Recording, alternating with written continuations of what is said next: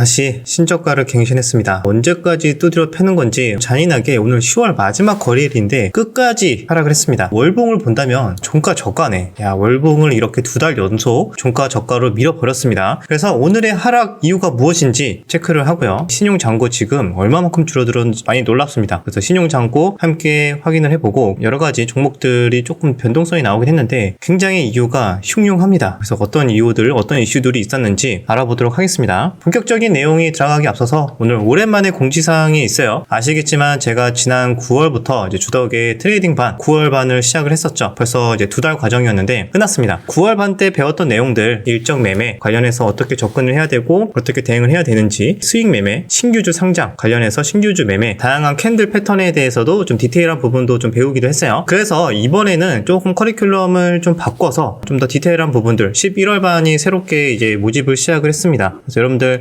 가볍게 참고하시면 될 것 같은데 어떤 내용을 다룰지 정도 말씀을 드리도록 하겠습니다. 주덕과 함께하는 11월 반 트레이딩반, 한마디로 주덕 트레이딩반 2기죠. 저번에 9월이 1기였으니까 이번에는 이제 2기 모집이라고 생각하시면 됩니다. 자, 주덕과 함께 눌림목 차트를 이제 분석을 하는데 다양한 패턴을 통해서 차트 보는 눈을 업그레이드하는 것을 목적으로 합니다. 그래서 이번에는 많이 기술적 분석에 집중적으로 다룰 거예요. 그래서 중요한 주지표 이런 것들을 활용해서 실전 트레이더들이 보는 타점부터 차트를 해석하는 관점까지 말씀을 드리도록 하고요. 기타 일정, 재료 분석은 옵션으로 따라옵니다. 네, 이렇게 같이 함께 한다고 생각하시면 되고, 네, 여기 목차가 다 있어요. 8주차까지 가볍게 보시면 되는데, 여기 목차도 보면은 뭐 평생 써먹는 양봉과 음봉, 정석 패턴들, 이런 것들 말씀드리고, 이동평균선의 핵심, 이평선의 종류별로 공략 방법이 좀 다릅니다. 매수와 매도 타점을 미리 계산하는 방법 등, 고수들이 보는 분봉, 이평선 다 말씀을 드리고, 또 평생 계속 사용 가능한 뭐 주요 눌림목 패턴들, 이런 사례들을 보면서 이제 하락장이지만 이런 것들 미리 좀 공부를 해 놓고 나중에 상승장을 대비한다 라고 생각하시면 될 것 같습니다.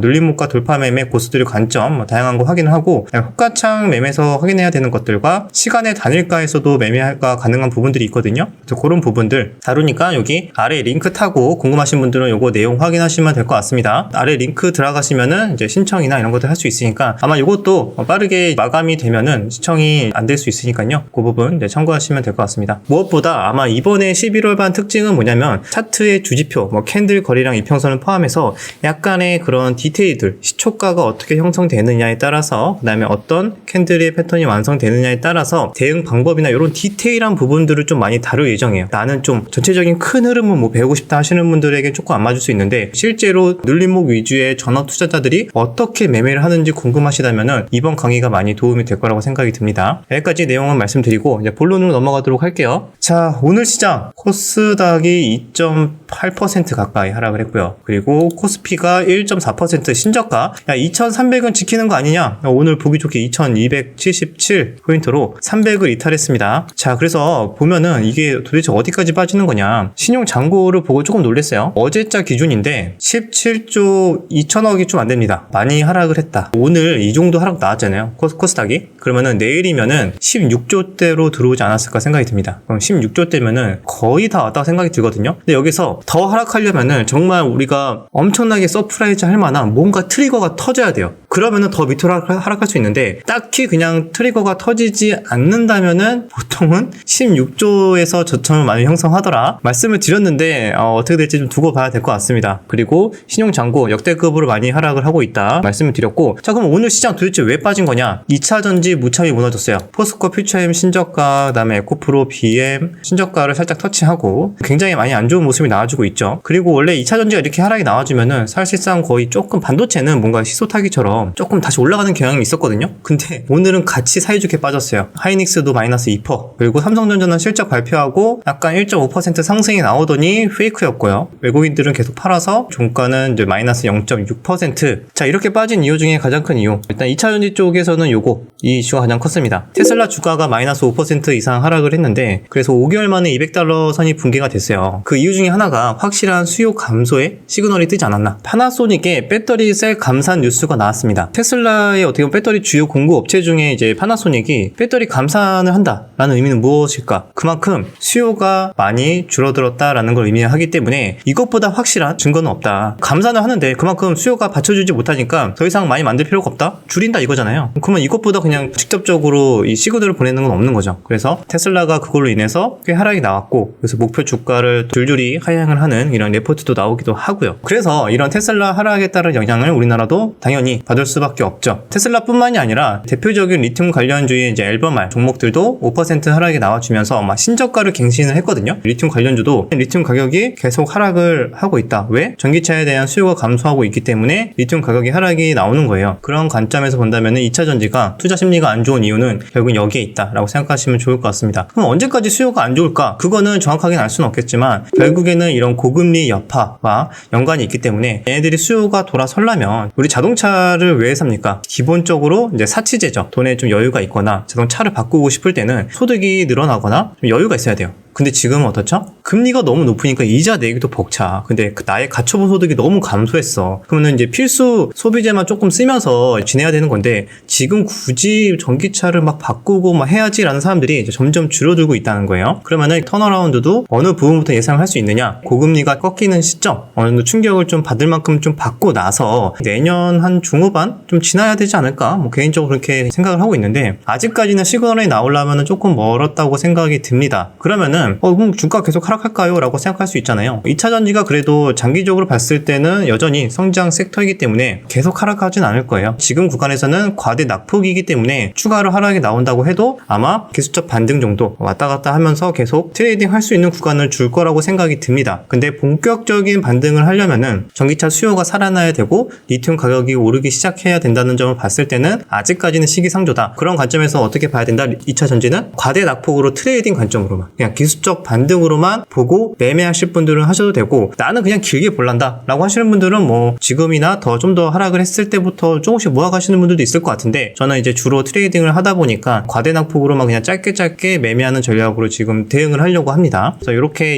하락한 이유에 대해서 말씀을 드렸고, 반도체도 같이 많이 하락을 했죠. 이것도 기존에 나왔던 뉴스인데, 엔비디아가 이제 미국 정부 압박으로 중국에 50억 달러 규모 AI 반도체 공급 중단을 했다고 했는데, 여전히 관련해서 계속 압박이 있고 반도체 섹터에 좀 부담이 있는 게 사실입니다. 그나마 긍정적인 요인을 볼 만한 거는 이제 11월 달에 바이든과 이제 시진핑의 정상회담이 예정돼 있죠. 여기에서 혹시나 조금의 실마리가 화해 좀 하면서 바이든의 입장에서도 재선을 위해서, 지지율을 올리기 위해서는 좀 뭐라도 성과를 내야 돼요. 최근에 뭐 이스라엘 하마스 분쟁도 별다른 성과를 내지 못하고 지지율이 계속 하락하고 있는 가운데, 이제는 중국과의 거래가 시작되는 게 아닌가. 그 중국과의 거래에서 좀 지렛대로 활용하기 위해서 반도체를 일단은 공급을 중단시켰고, 요거에 대한 추가적인 거래를 위해서 준비하고 있을 거다라고 생각이 들거든요. 그러면은 그나마 요 부분이 증시의 반등을 줄 만한 좀 요소이지 않을까. 정상회담에서 뭔가 거래를 하면서, 그렇게 봤을 때는 아직 시간이 좀 남긴 했어요. 그 전까지 또 시장이 얼만큼 더 많이 하락을 할지는 모르겠는데, 아무튼 11월에 요런 이슈가 있다 체크하시면 될 것 같습니다. 오늘 시장은 정말 흉흉했어요. 오른 종목들을 봤는데 이거 뭐야, 경남지역 상한가 갔는데, 아니 이제는 하다하다 이제 빈대 관련주가 나옵니다. 이거 빈대 관련주를 이거 빈대가 이제 서울에도 뭐 출몰을 했다. 그래서 올랐는데 거래대금도 별로 없고 차트 추세도 계속 역배열이고, 이거는 그냥 연속성이 그렇게 있을 것 같지는 않아요. 위험해 보이지 않나? 이게 그만큼 지금 투자 심리가 많이 안 좋았기 때문에 그냥 요런 데에서 일부 좀 장난을 치는 거죠. 일종의 조막손 세력이든 이런 분들이 요런 데서 조금 장난을 치지 않나라고 생각이 들고, 같은 취지로 요 코아스가 상을 갔는데, 이것도 왜 갔냐? 김포를 서울시에 편입을 한다. 김포에 땅이 있다더라. 그렇습니다. 이것도 뭔가 확실시된 건 아니죠, 당연히. 근데 일단 한번 떠본 것 같아. 반응 보고 아니면은 이제 슬슬 처리를 할 텐데, 일단 주식은 반응을 했다. 그만큼 지금 매매할 만한 종목들이 다 사라지고 있고 없기 때문에, 김포시 얘기 나오니까 야 김포 땅 뭐 있어? 막 하면서 뭐 양지사도 있어? 양지사도 오늘 양지사도 살짝 올랐거든요. 코아스, 양지사 모두 뭐 있어? 지금 시장이 이러고 있어요. 너무 뭔가 좀 안타까운 느낌이 드는데, 그만큼 뭔가 굶주리고 있는 느낌. 빨리 종목을 내놔라. 나는 지금 너무 너무 배고프다. 약간 이런 느낌이 막 느껴지거든요.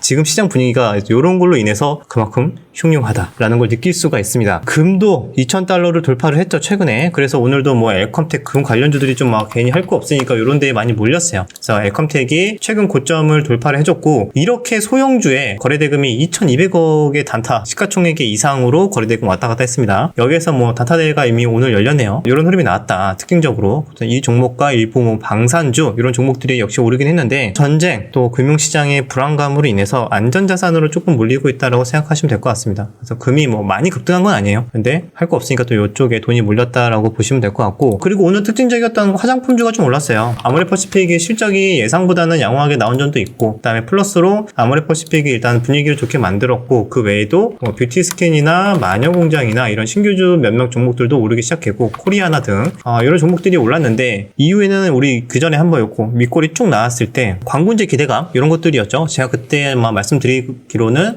재료가 조금 약하지 않나 라고 말씀을 드렸는데, 또 할 게 없다 보니까 이쪽으로 일단 일시적으로 순환매가 들어온 것 같아요. 아모레퍼시픽 뭐 실적 나쁘지 않게 나온 김에 들어온 것 같은데, 9월 방한 객수가 26만 명, 생각보다 뭐 잘 나왔다라고 보는 분들도 있는데, 글쎄요, 이거는 이제 기준에 따라 다른 것 같아요. 그래서 이것도 광군제 전후로 해서 계속 들어오지 않을까. 그 다음에 또 화장품 가격도 인상을 한다, 뭐 이런 식의 뉴스가 있으니까 거의 관련해서 올랐습니다. 근데 저는 개인적으로 연속성이 많이 있을 것 같진 않아서 매매를 좀 하기는 힘들 것 같아요. 그래서 이 정도 정리를 하면은 오늘 주요한 이슈들은 다 체크한 것 같습니다. 신용장고 아마 내일이면은 16자 볼 것 같은데 저점 슬슬 잡아야 되는지. 저는 그래서 개인적으로 요즘 어떻게 대응하고 있냐, 쫄보 모드를 하고 있는데, 그나마 몇몇 낙폭 과대 종목들 살짝 매매를 이제 하거나, 플러스 지금 같은 시장에서 조금씩 차트 돌리는 애들 몇 명 있거든요. 정말 몇 종목밖에 없어. 여러분들도 한번 찾아보면 나오는데, 그런 몇 종목에서 한번 11월을 준비를 해봐야 될 것 같아요. 그나마 11월 달에는 정말 어떻게 보면 조금의 반등장이 나오면서 애매할 만한 테마주나 몇몇 주도 종목을 좀 만들어줬으면 하는 바람이 있습니다. 그렇게 됐으면은 좀 9월달 10월달 두 달 동안 너무 힘들게 했으니까 11월달은 조금 숨통을 틔워주는 그런 장이 오기를 기대하면서 오늘 영상을 마무리하고, 마지막으로 여기 아래 고정 댓글에 강의 신청하실 분들은 관심 가져주시면 감사하겠습니다. 내일 영상에서 뵙도록 할게요.